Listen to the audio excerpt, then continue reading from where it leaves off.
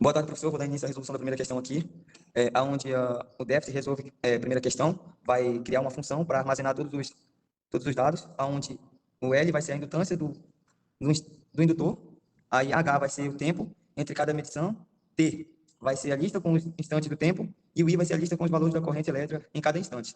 Aí, logo abaixo, vamos ter o N, que é LET-T, e o DI-DT de VL, onde o N é o NLED, NLIN, entre parênteses T lá, conta quantos pontos existem, e a derivada de T aí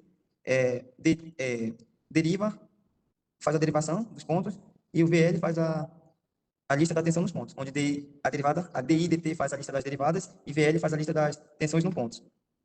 Aí o DI dt aí vai fazer essas listas de armazenamento das derivadas e dos pontos de indução. Ok. Acho que até aí. Nessa outra linha, vai ser feito o cálculo da derivação regressiva do nosso último ponto, que é o de 0,5, que é o extremo direito. Ele vai ser feita a derivação regressiva, pois não tem outro valor à frente dele, senão seria feito estaria na parte de cima aqui, entraria no loop e faria a derivação central. Como não tem, vai ser feita a derivação regressiva.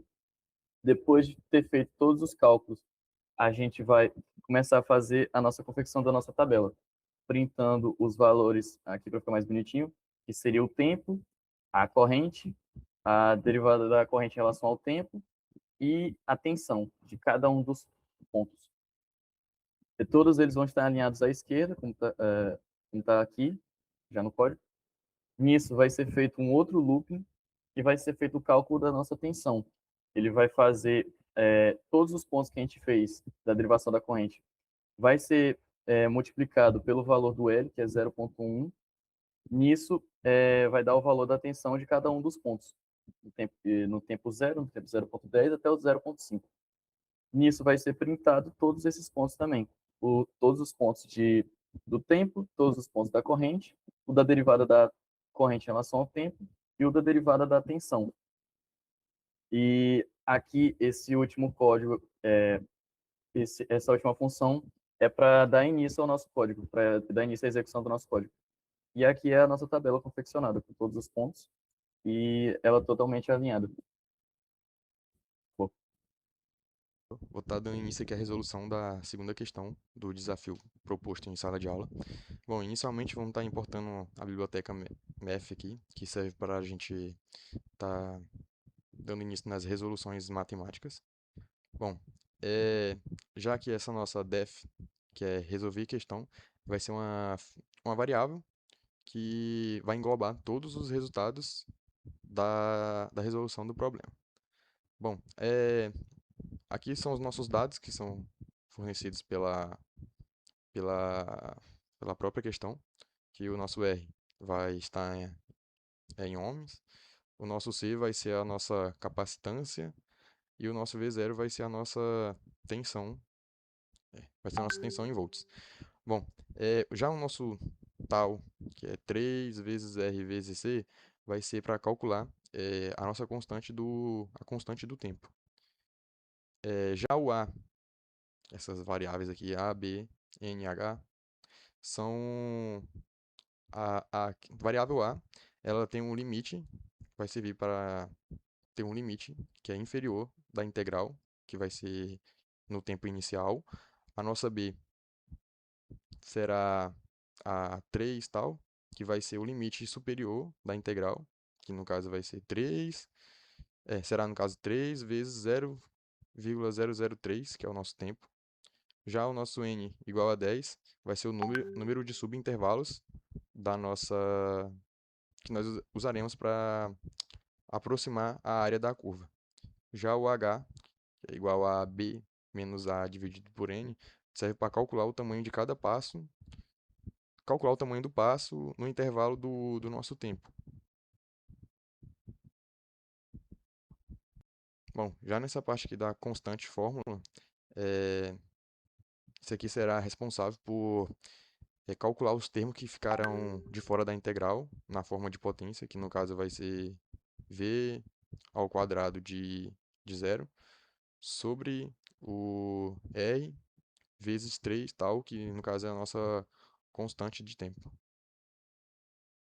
Bom, já aqui nos prints, esse nosso primeiro print aqui vai ficar responsável por exibir os valores das constantes e do passo com a formatação de valores nas casas decimais. Já o nosso segundo aqui ficará responsável.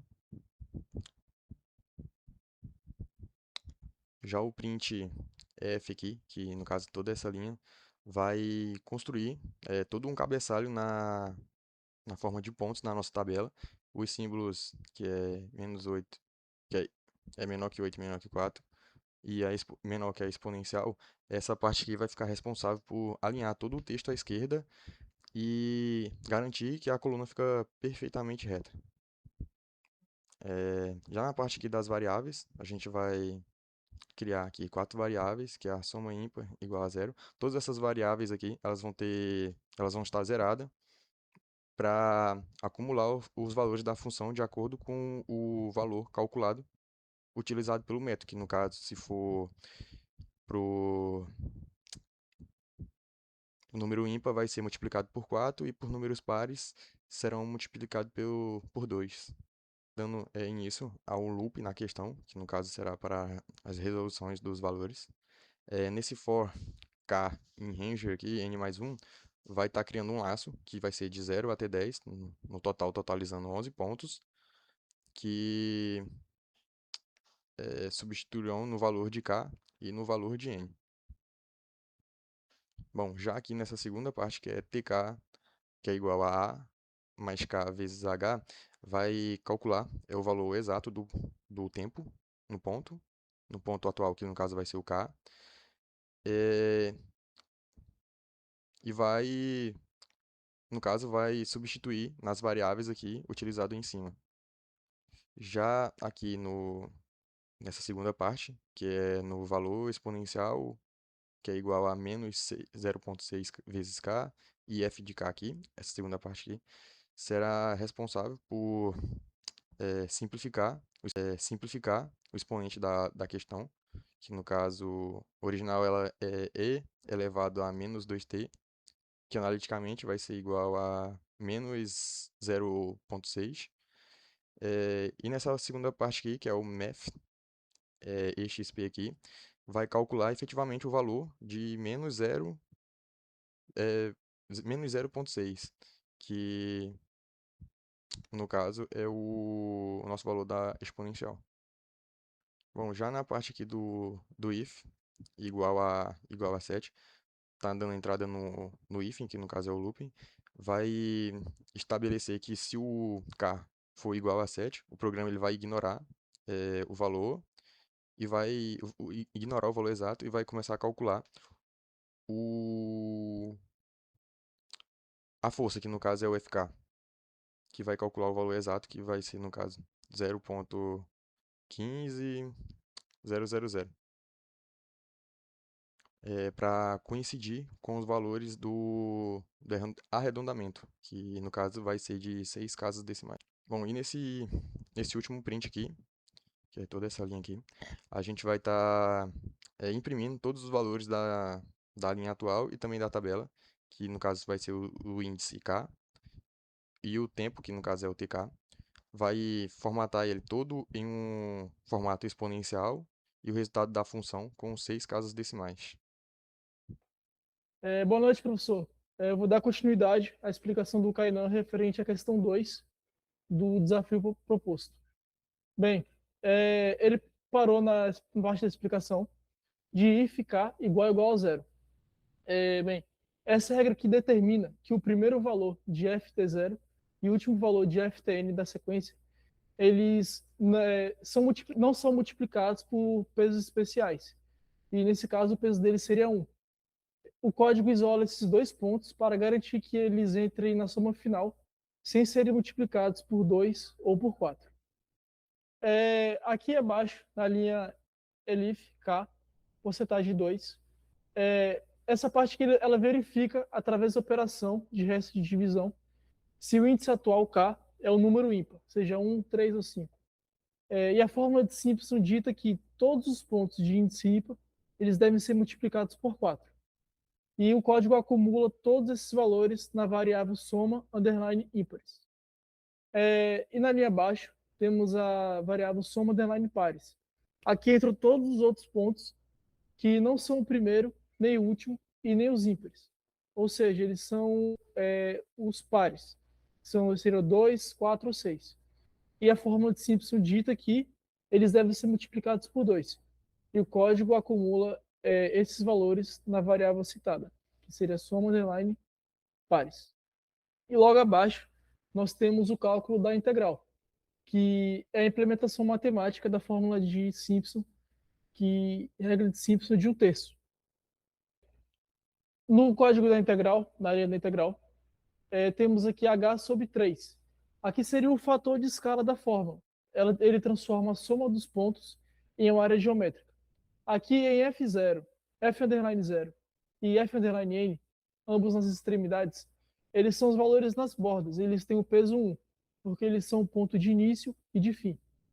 Aqui em 4, asterisco soma underline ímpares, os pontos nos índices ímpares, 1, 3, 5, por exemplo, eles representam as regiões onde a aproximação curva é a mais curvada. Então, eles recebem o peso maior, que seria 4. Aqui em 2, asterisco soma underline pares, os pontos nos índices que seriam os pontos nos índices pares, que seria 2, 4 e 6, eles recebem o peso menor, que seria 2. E a conclusão que se chega é que, ao somar esses valores multiplicados por seus respectivos pesos e multiplicar tudo por h sobre 3, o resultado é uma estimativa muito precisa da área total sobre a curva da função de f de t, no intervalo de tempo definido. Bem, na linha acima foi calculada apenas a integral matemática. Porém, no problema de circuito RC, a área sobre a curva de uma função específica, ela não é a potência em si, ela precisaria ser escalonada por fatores físicos, como a tensão inicial e a resistência. E o código ele pega o valor calculado da integral e ele multiplica pela variável constante underline fórmula, que contém os valores de V0 sobre 2, dividido por R vezes T. Isso converteria o número puramente matemático, que seria a área, em uma unidade física real, que seria watts. Pausou? Bem, logo aqui abaixo nós temos a função print. Aqui ele vai organizar a soma dos valores ímpares e valores pares, e eles vão mostrar o quão importantes eles foram para o nosso cálculo do valor da integral e da potência média. E aqui eles mostram separadamente os pontos ímpares e os pontos pares. E também que eles exibem o valor bruto da integral, que é mostrado aqui abaixo, aqui os valores pares e os ímpares, e que finalmente seria calculado a potência média, né?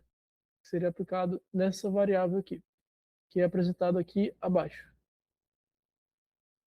É isso, obrigado.